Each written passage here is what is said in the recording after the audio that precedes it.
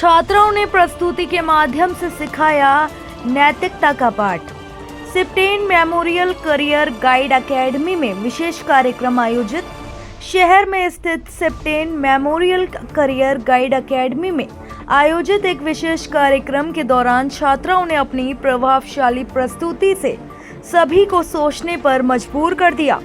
कार्यक्रम में छात्राओं ने नागरिकों, नेताओं, मीडिया और सरकारी कर्मियों की जिम्मेदारियों पर प्रकाश डालते हुए नैतिक मूल्यों की अहमियत को विस्तार से समझाया।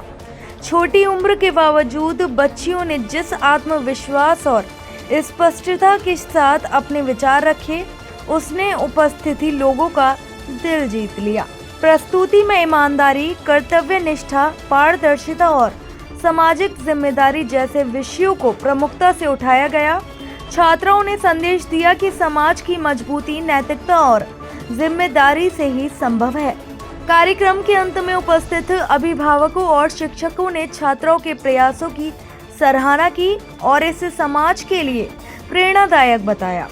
यह कार्यक्रम न केवल छात्राओं के आत्मविश्वास को बढ़ाने वाला रहा, बल्कि समाज के हर वर्ग को आत्ममंथन का संदेश भी दे दिया।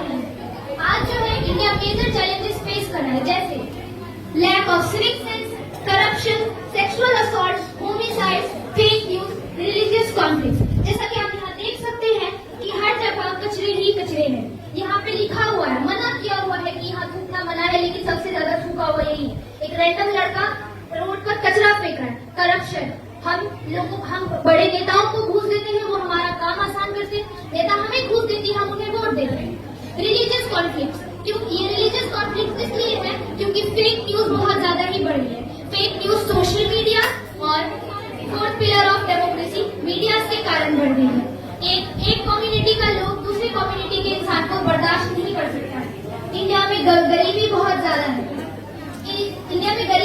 है। सेक्सुअल असॉल्ट मतलब किसी के बिना परमिशन के उसे फिजिकली अब्यूज करना, ये इंडिया में सबसे ज्यादा कॉमन चीज है।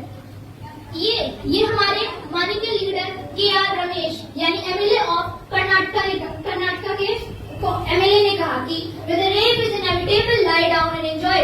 जब रेप को रोका नहीं जा सकता है तो शांति से बैठ के देख के मजा लिया जाए। जब देश के बड़े लीडर्स ही ऐसी इनसेंसिटिव बातें करने लग जाए तो देश कभी प्रोग्रेस पे जा ही नहीं सकता है। Now she will explain who is responsible. Good afternoon, sir. I am Sanam Saik. I will explain this part of the model, which is who is responsible. हम लोग सोचते हैं कि इस देश के डेवलपमेंट के लिए बस एक ही पर्सन जिम्मेदार है, बट ऐसा नहीं है। इस देश के डेवलपमेंट के लिए पूरा देश जिम्मेदार है, जैसे कि government, leaders, citizens, politics, media etcetera. Government जो कि लॉ बनाते हैं, उन्हें इम्प्लीमेंट करते हैं, और मीडिया वाले उन्हें चाहिए कि वो सही इंफॉर्मेशन लोगों तक पहुंचाए और मिस इंफॉर्मेशन ना पहुंचाए। मीडिया को जो है वो फोर्थ पिलर ऑफ डेमोक्रेसी भी बोला गया है। और लीडर्स वो जो है पीपल को इन्फ्लुएंस करते हैं। अगर लीडर्स अच्छे होंगे तो डेमोक्रेसी जो है वो डेवलप होगा।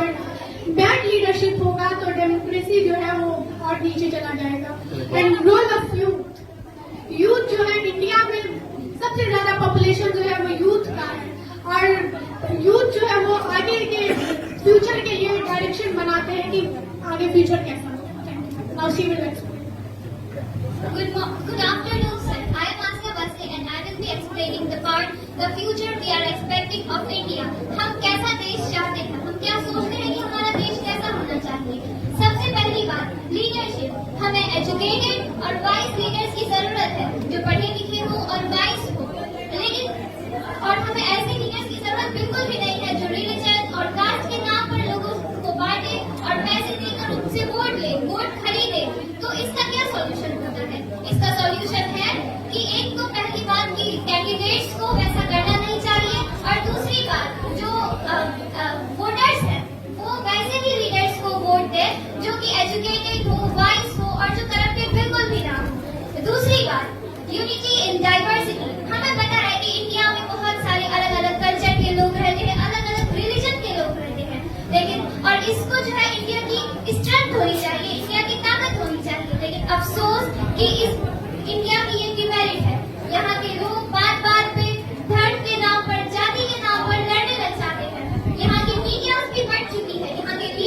वैसे ही हो चुके हैं। यहाँ पे गलती सिटीजन और गवर्नमेंट और मीडिया तीनों की। तीसरी बात, वुमेन सेफ्टी। देश की 50% से ज्यादा पॉपुलेशन घर से निकलने में डरती है, उनको जॉब इनसिक्योरिटी होती है। तो इसका क्या सॉल्यूशन होता है? सबसे पहली बात कि गवर्नमेंट को स्ट्रिक्ट लॉज बनाने चाहिए और उनका इम्प्लीमेंट करना चाहिए। और दूसरी बात कि हमें अपने घरों से अपने छोटे बच्चों को बहुत ही ज्यादा शुरुआत से ही जेंडर इक्वालिटी के बारे में एजुकेट करना चाहिए, उनको अवेयर करना चाहिए, ताकि वो डिस्क्रिमिनेट ना करें, एक दूसरे की रिस्पेक्ट करें, एक दूसरे पे